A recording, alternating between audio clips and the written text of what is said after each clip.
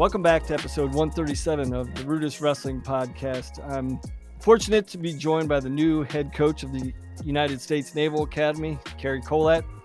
Kind of was a little weird introducing you that way, Cary, but thanks for jumping on. Hope things are going well. Yeah, sure, Matt. Yeah, it's different. So, I mean, it's a change for me as well, right? Getting adjusted so many years. It's 6 seasons at Campbell and now at the Naval Academy. And so, yeah, it's going to take some time. That's for sure. Yeah. So, I mean, I know some people close to you, and we've talked a little bit that, the Naval Academy has always been close to you. So what was the affinity to the Naval Academy, or what was the initial things that drew you, when the opening came up? So, yeah, I've always been somewhat close to the Naval Academy. In 2000, Bruce Burnett was the Olympic team coach. And after the games, he was taking over the Naval Academy as the new head coach, and asked if I'd come along as an assistant. At the time, I wasn't, just got done competing, wasn't sure what I was going to do. And so from there, just took a break and took a step back. And then my wife is originally from Baltimore. So, even though I didn't take the job down there as an assistant, I'd stop in, I'd see Bruce. I coached in Maryland for a club for a few years. So I was always kind of close to the academy. And then years ago, I applied for the job, and that didn't materialize. And Campbell opened up and wound up at Campbell. And then here we are. The job opened up again. So it was something I went up and explored. For me, the biggest thing was sitting down with the AD, making sure somebody's genuine, very, very genuine guy, wants to win. Those are the people you want to work for. And it's the U.S. Naval Academy. And a lot of people have asked me, like, why didn't you take it in their mind? Why didn't you look for a bigger job or something? And, a big job is what it means to you, right? The U.S. Naval Academy to me is a big job. It's the most, as far as I'm concerned, the most prestigious school in the United States. It's ranked number 1 in the country in public education. So it's a big job, and it gives you a lot to offer recruits. And you're obviously looking for a specific kind of kid. There's a lot of kids who don't even realize they're Naval Academy material until you explain the opportunity, and then it kind of unfolds for them. So when you met with the AD, and obviously the reputation of the institution itself, you know what the job entails, but to your point, there's got to be, you've got to know that you can connect with the vision of the athletic department and the AD. So what were the things that were important to you that he was able to as you sat down and talked with the AD, that there's some common ground, and say, yeah, this guy's got a similar vision, similar philosophy, similar approach to running a department, running a specific program? And what things did he say to you that encouraged you or pushed you in the direction, like, yeah, this is going to be the right fit for me? I don't like salesmen. I've never been that guy. If you come off like a salesman, I'm not. I won't connect with you. He just, he's just a regular guy, a genuine guy. Those are the kind of people I connect with. And then I like very competitive people. And so he said something that I've always said to my guys when coaching them, and that's, expect to win. That was his big thing, expect to win. And at the Naval Academy, they expect to win. And it's just something that I already say to people, that we're coaching, expect to win. And, you got to be the national champion before you actually ever win the national title. You got to know that you're the best in the country, And so when he said those things, I'm like, yeah, we connect. We think the same. It's about relationships. It's about taking care of people. And then at the same time, go get the job done. And you're expected to. And I think it's bothered me in today's world. Everybody's so politically correct, right? Like when you talk to somebody and they want to say, yeah, I want to do my best. Well, what is your best? Just say it, like verbalize it, say it, start expecting to do that. So there was no politically correct answers. It was, hey, expect to win, go get it done. Whatever you need, stop in and we'll make it happen for you. So those are all the things when you're working for someone that you want to hear. And those are the things I wanted to hear in So after that, driving home after the job was offered, it was easier for me to kind of think through it and say, yeah, this is the place for me. So after 6 years at Campbell, how has your perspective changed, evolved, or grown as far as what you need to have in place to run a program at the level you want to run it at? And what are maybe the specific things, that you can tangibly point to that you need? Yeah. Well, everybody thinks, it was a difficult decision to leave Campbell, and that's because of the relationships you have down there. You build winning programs and winning teams and winning mindsets when you're close to your guys. And so the last week or so has been really difficult for everybody involved, my family, everyone, because we got really tight. And now we've got, some days past that, and my guys down here are reaching out, and we've been seeing each other and talking. And we just tell them there's a point where you have to move, right? Like, it's just time to move. And I've always told people you have to be uncomfortable to be successful. And if you don't practice those same things you preach, well, then how do you elevate yourself? So, when you, as a competitor, don't go in the room and be comfortable, become uncomfortable. And coaching, my big goal down here was, I always felt like getting into a top 20 situation. And I feel like had we had the NCAA tournament, I feel like my guys would have performed. We had great seeds. They were sitting good. They'd built themselves up. And I feel like we'd have been in that 15 to 20 ballpark. And so that was always the big goal for me with this program, was to build it up, shape it. And when you hit that top 20, you're establishing it, And so when the opportunity in the Navy came, it's back to me individually saying, it's time to get uncomfortable. And so, one of the things that I'm able to offer, and it's not a knock on anybody. I mean, there's only so many schools that can offer this, and that's just the truth. And being able to sit down with a recruit and say, I can offer you the best degree in the United States at a public school, that carries a lot of weight. And so it allows you to reach different people, and the Naval Academy can, it stretches nationwide.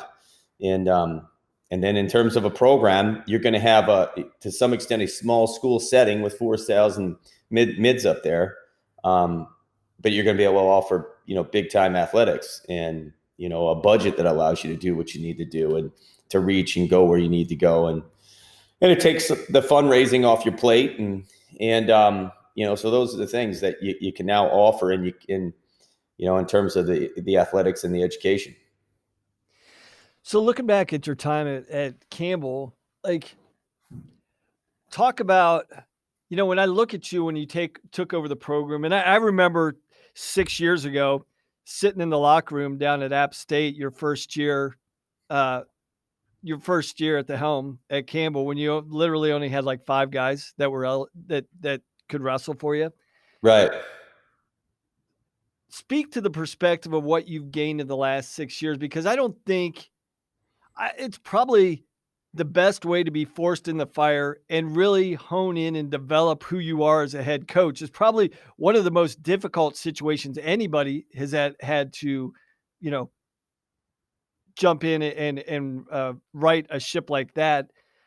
What did you learn as a coach outside of just the wrestling aspect? Obviously, that was something you're comfortable with, but as far as leading a program, guiding them through, a really difficult stretch, providing stability to the program, and then elevating it to the point where it's actually a top 20 program. I mean, you literally pulled this program out of the abyss from nothing.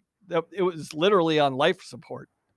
Yeah, you got it was probably the best way for anybody to learn, because you weren't taking over a program that had a ton of history, successful history, and those guys that were there before, they really loved their program. They just didn't, they didn't have all the success that we were having in the last 6 years, but they loved their program, and they were doing a good job. But you were talking about taking a program from the ground up, almost like a brand new. It's like if somebody said, okay, we're starting a Division I program here at this place. So as a coach, learning all the perspectives of coaching, the foundation, getting alumni support, increasing the fundraising where you need it, getting the recruits to look at a program that traditionally had not been a wrestling school and saying you can wrestle here and you can win here. building the right staff, which is the right fit for your school. Campbell is a unique school, and it's not for everybody. And one of the things I'm proud about is there was a lot of applicants who considered this school when I said I was moving on, and 6 years ago nobody considered this place. So I looked at all those perspectives, and so from the time from where we started and built it up, but as it was like the greatest learning experience because you had to put all the pieces in place, and it's not like taking over a traditional program. That when Tom Ryan steps down from Ohio State, that place is, the foundation has been in place for years. When somebody gets if at Iowa, if Tom Brands gets out, it's been there. This was a complete overhaul, rebuild, creation. So you got to learn all the things, all the aspects that it takes to being a head coach.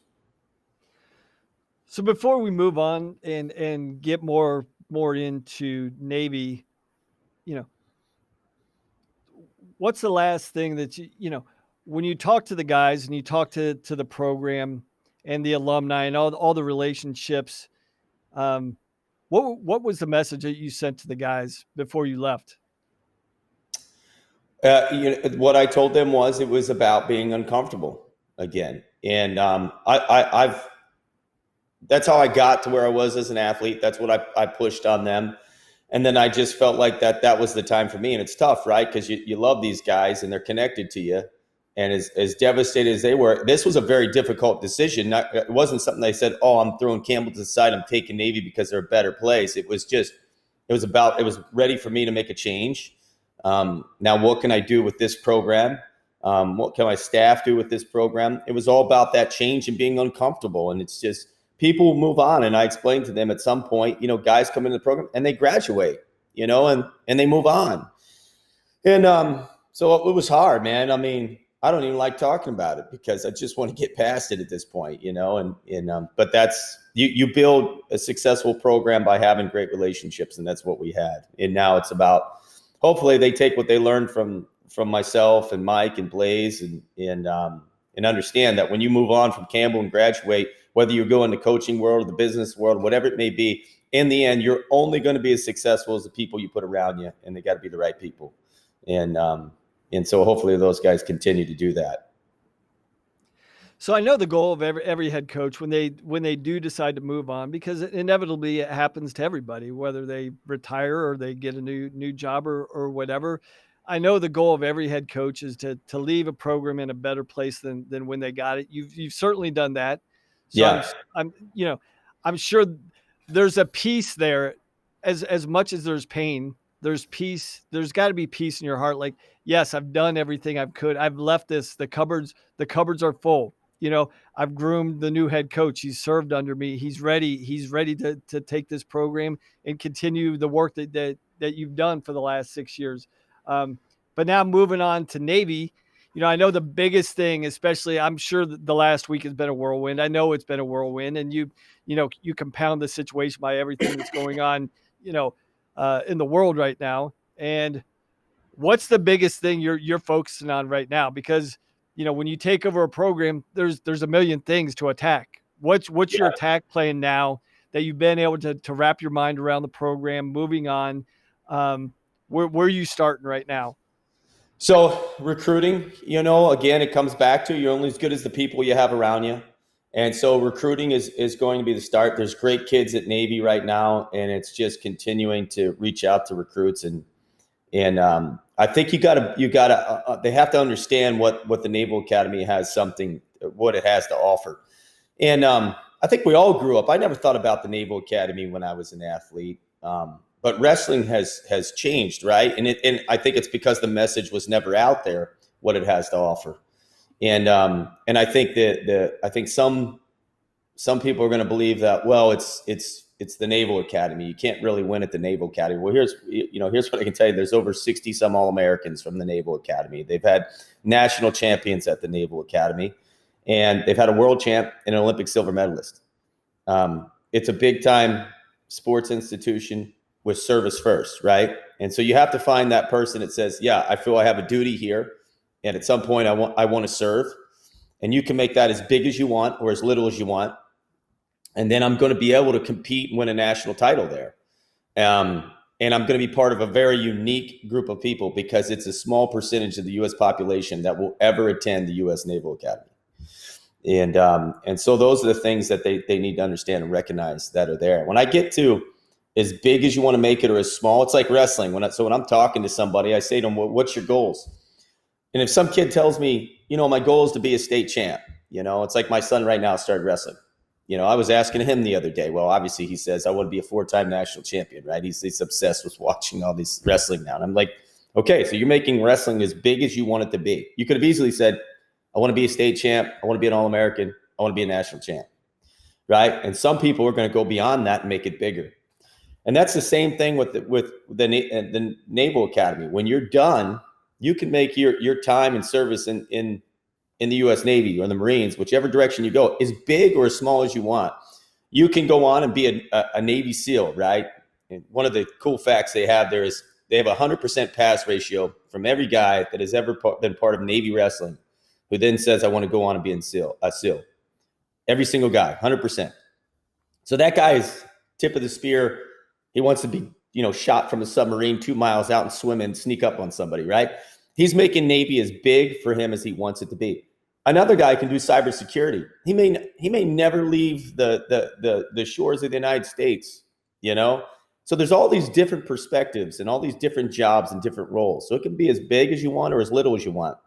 But the one thing I can promise you is when you're done, whether you do 5 years of service or whether you do 20 years of service, you're going to have a connection the rest of your life and be set in terms of in the private sector or in the business world, wherever it may be, because of what you came through and what you were accepted into with an 8% acceptance rate. Like, it's an impressive institution, and people who go that route are automatically different and separating themselves from other people. Now, building on the recruiting talk, I've talked to a lot of coaches that have been at military academies, and my impression from the outside looking in is like, oh, I've got to find that guy that's got that military mentality. And the more I talk to coaches that have worked at the academies, is like, no, man, it's actually opening the minds of individuals that don't understand the things that you were just talking about. That the military component is an aspect to it, but when you unpack all the other things that it has to offer, you can't. I think it's a limiting thing if you're just trying to just specifically target on the military mentality, because that's a limitation, right? Yeah, well, it's no different than having a kid that's had success at wrestling and then sitting him down and convincing him, hey, stop selling yourself short. You actually can be a national champion. You can actually make the U.S. World Team. It's coaching, right? There's a lot of people out there that didn't know, hey, I'm actually wired for this. This is actually right for me. Like, these are all the things that I want. If you are a person that likes to really challenge yourself, that's what I'm saying. You're getting into a position where getting in is the first part. You've already separated yourself from all your peers, right? It's totally different and unique than what everybody else doing. A lot of kids are going to go off and they're going to wrestle in college. A very small portion are going to go off and wrestle for Navy wrestling. So that's the first step. It's just getting in there is huge. And then from there, competing at a high level in part of this institution. And then afterwards, a lot of people like to say, moms and dads will say guaranteed job. Well, it is. You're right. It's a guarantee. You're going to be an officer in the Navy or the Marines. And that's nice too, especially with the climate in the world right now where, there's a lot of kids graduating with a lot of college debt and don't know what they're going to do. But you still have to, like, I wouldn't recruit a kid and convince him that he is, a Naval Academy type of person. Like, it's already got to be there, right? So it's just flipping the rocks. At Campbell, what I always said was big school or little school. And if we started to recruit a kid and I felt he's big school, he's a big school kind of kid. He needs a big football stadium. He needs all that stuff. As soon as something goes wrong or first time him and I have a disagreement, life's going to be upside down for him. He's going to be blaming the coach. So we learned to get off of that kid right away. Like, just move on. He's a big school kid. And that's his preference. And that's not any ill will. It's just, that's how he's wired. And so it's the same thing here. There's going to be a lot of kids that we talk to and probably at some point I'll tell my staff, move on. He's not right for the Naval Academy. And there's going to be kids we talk to, they're going to be like, this kid's right. That's, let's go hard. Let's get him. So you talked about the pursuit mentality.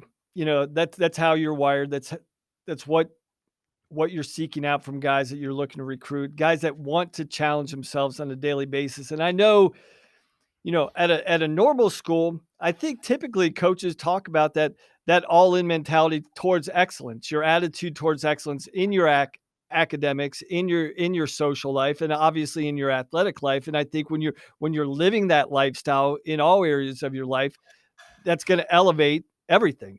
But I think that's a challenging thing at normal schools, at normal public schools, because there is so much freedom.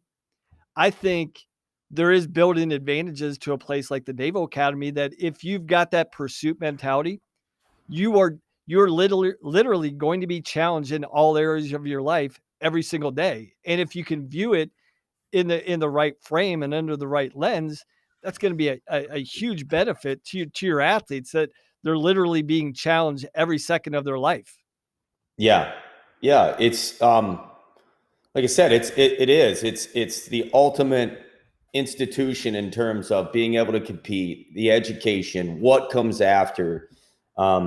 You've totally, you got to be someone that says, I don't want to be like everybody else. Look, I didn't want to be like everybody else. I wanted to be an Olympic champion someday, a world champion someday.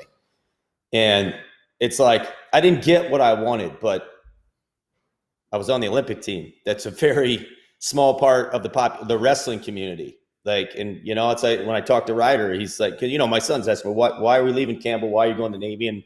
And I get back to it. Look, how many Olympians do you bump into on a daily basis? It's hard to. There aren't that many of us. And it's the same thing with the, saying the Naval Academy is right for me. Navy wrestling is right for me. Because you've already become part of a population. It's very small. And it's nice to stand out. And it's nice to be unique. And it's an institution that when you get through, you're done. You got a great education, the best education. And you're connected. And you build a bond with the guys that you wrestle with because you knew all the things that you had to go through to be there and be part of it. And then what comes after it. It's a powerful place. That's what I said. So for somebody else that might sit there and say, why not a bigger, this is a big job. As far as I'm concerned, this is a big job. And I've always told people, when I took Campbell, they're like, what's he doing? I don't operate like everybody else. I never have. I've always kind of done my own thing. And this is the place for me. And it's the next step for me. And it's the next place for my staff, and I mean, look, I just sat down with Evans and Blaze the other day and I said, congrats. And they're like, what? Because it's important that you understand, and you celebrate all these little victories and you don't realize they're victories. I'm like, congrats. You're assistant coaches at the U.S. Naval Academy. That's a big deal. Like you'll be able, when you move on someday, you'll be able to put that on a resume. You didn't go to school there. But that institution is particular about who they select, who they bring in, who's going to lead, whether it's sports or whether it's athletes that come in. It's a big deal, and they'll be able to stick that on their resume then when they decide it's time for them to move on and get uncomfortable somewhere. Yeah. So talking about there are challenges there because it is the number one school in the country. I think that's a stat not many people really point to or look at, but it's there. All they have to do is research. But there's a challenge, like you said, only an 8% acceptance rate. But I think what people don't know as well is you also have a prep school that's attached to the academy. And how are you going to?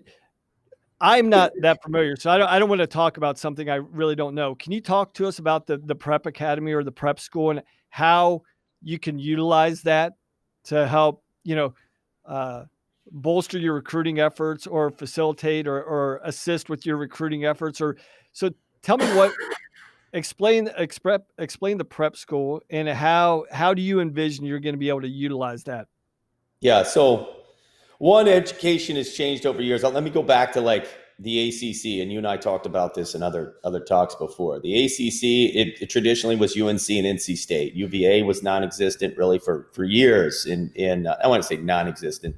UVA was, Virginia Tech, obviously. Then you saw these programs that changed over time, and they're good schools, right? They're really good schools. And so you see these wrestlers now coming for these good schools and the ability to compete at a high level.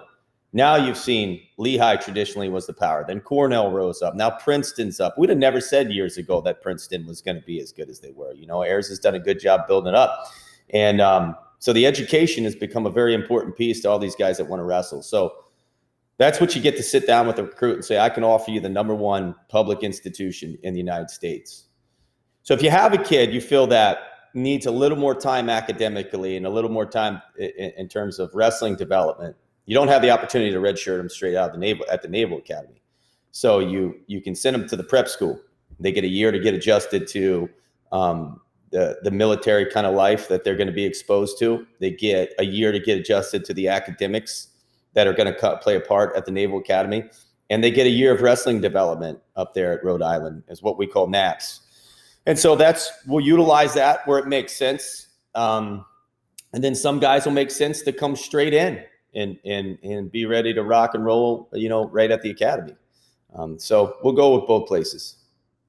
And I think that's the one thing that a lot of people don't understand. Like, a lot of wrestlers come from, I call it like the rural equivalent to basketballs, where a lot of our wrestlers are in communities that aren't that strong academically. They haven't been exposed to certain things, but all they need is an opportunity to tap in and develop those skills.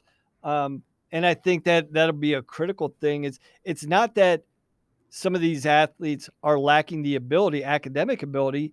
They just haven't had resources or been placed in a high school or where they've really been pushed to cultivate those skills. So I think that's the thing with NAPS, is giving the kids that haven't necessarily had those opportunities to actually develop those skills, and then they can actually thrive. They just need an opportunity. So I think that's the beauty of NAPS.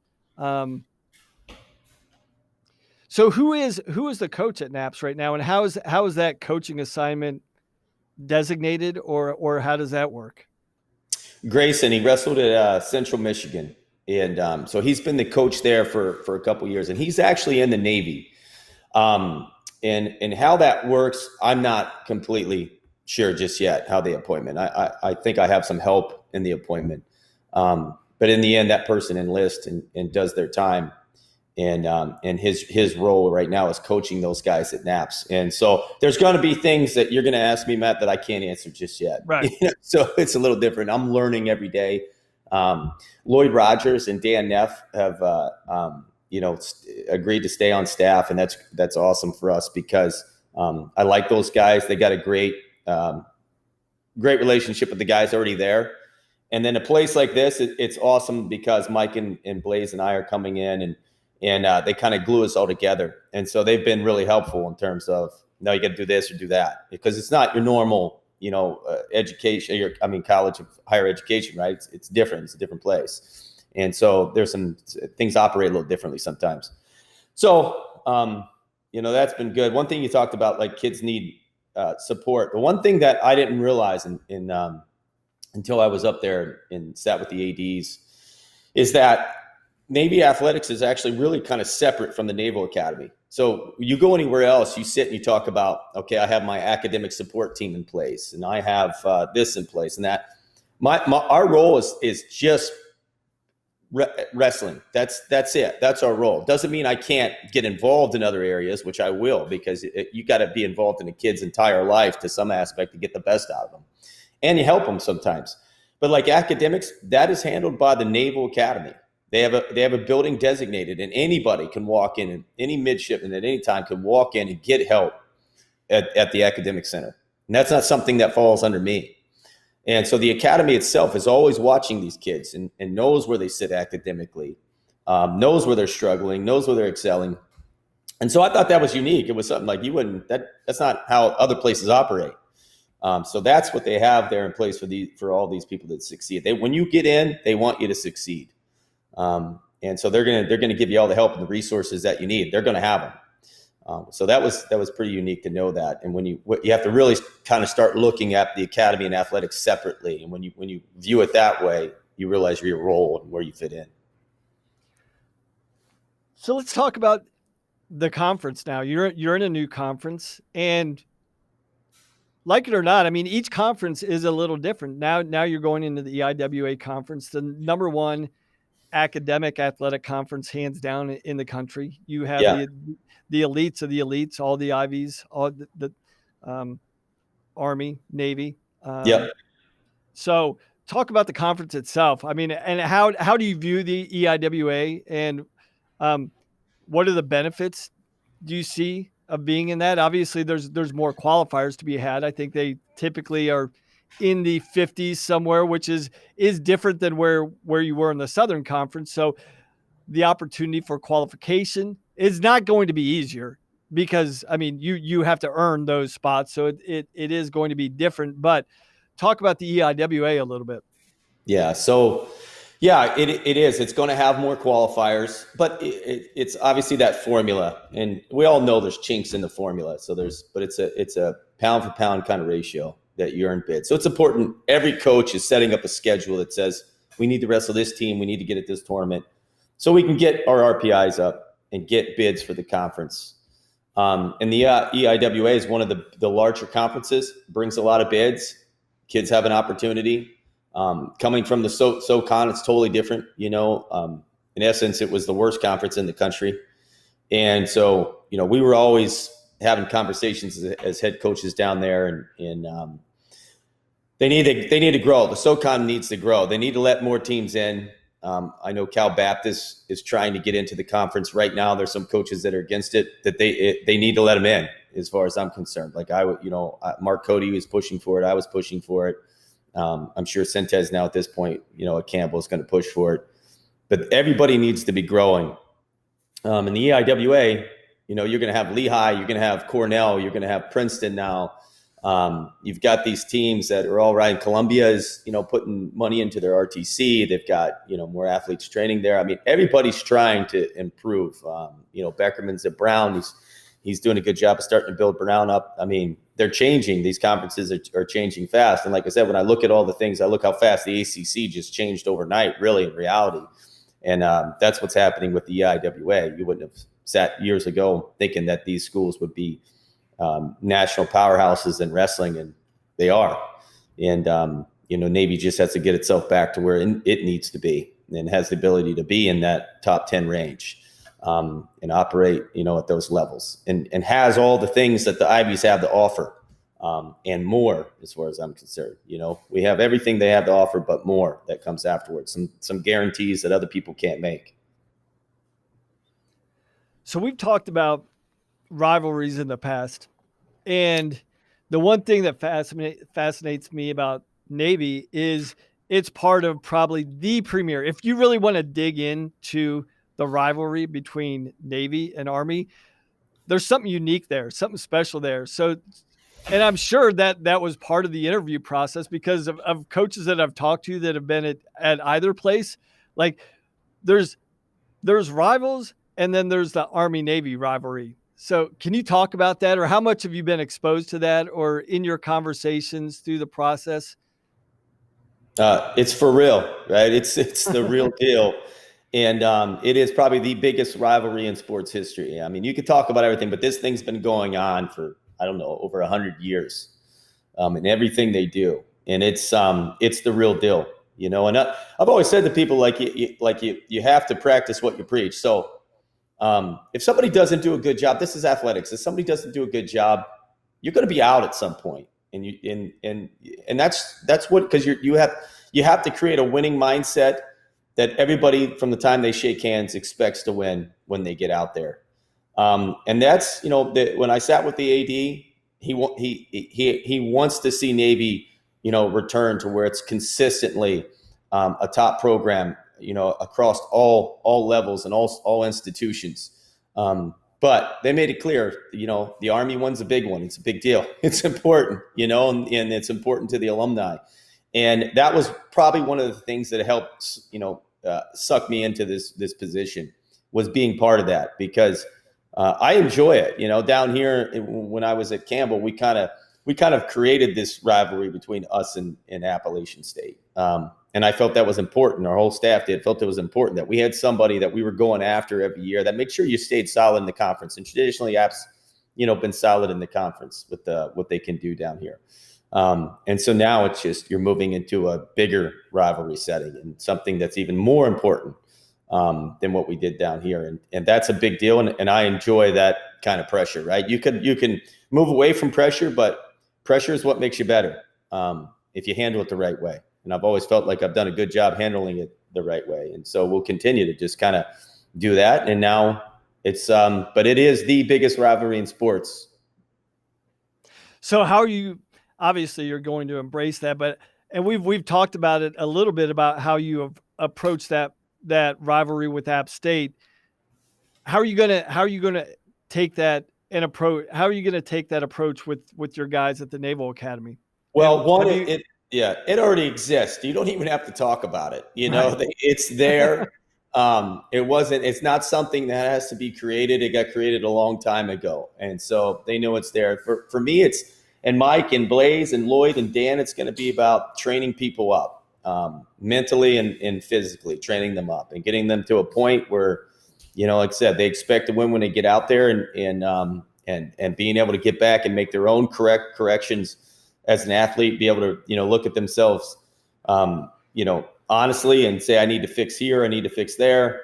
And then continuing to take them to a national scene is where we need to get them. And if we get them competing on a national scene, then all the chips start to fall in place. But you definitely don't overlook Army with what it means to the academy and everybody that supports each program. So, we won't go, we'll game up for them. That's for sure. We'll definitely put plans in place when we approach that duel, because it's a big deal, just like we did down here. But it's also getting these guys to start getting past that and competing at the national level. Good. So actually looking at the program itself, I know your belief in the program. What do you believe the top end potential of the program to be, and what's it going to take to be? We've talked about what it's going to take, but as you've inventoried the program over the last week or so, what are the biggest parts that you got to put in place to meet the objective where you think, the ultimate end game for Navy could be? So for me, I feel like the first step is making sure building the relationships with the guys currently there. I've only been able to talk to people through Skype and Zoom and all that stuff right now, like everybody in the country. So getting to know the guys currently on the team. And then it's going out and all of us getting adjusted to the recruiting and exactly figuring out, we kind of know what kid we need right now, but going out and starting to find those signs and knowing that kid is definitely a Naval Academy kid and a Navy wrestling kid and zeroing in on those guys. And then as far as I'm concerned with the resources and what it has to offer as a school, that the low point is for Navy wrestling is 20. That when you start getting past that, you're not doing your job, and then the AD should be coming in and saying, "Hey, you're not doing your job. Get it together. We're getting somebody else." I mean, that's just athletics. So I feel like the low point is 20, and then that's the first step is getting it established back into that zone, and then boosting it up, into that top 10 range, and then from there, I don't think anything's impossible. It's going to take time, but I feel like this place is going to recruit national champions and find national champions. The better my staff does at educating recruits on what it has to offer. And that's kind of what you do. You go out and you find those kids and then you get them and you help build them up. And that's, so I feel like 20 is a low point, but we have the ability to reside in that top 10. Awesome. Well, hey, Cary, I know that you've got a million things going on. It's got to be somewhat challenging. One, working remotely to begin with, and number two, working remotely with everything that's going on in the world right now. So excited for you. Thanks for taking time to jump on here. Excited, loved watching the journey that you took with Campbell. and I'm going to be excited to watch the journey that you're taking here at the Naval Academy. I'm really excited for you. Stoked to have you on today. Appreciate you jumping on, and good luck over the next couple weeks getting everything underway. Yeah, getting acclimated right now is the hard part, just with what's going on. But yeah, I appreciate it, Matt. And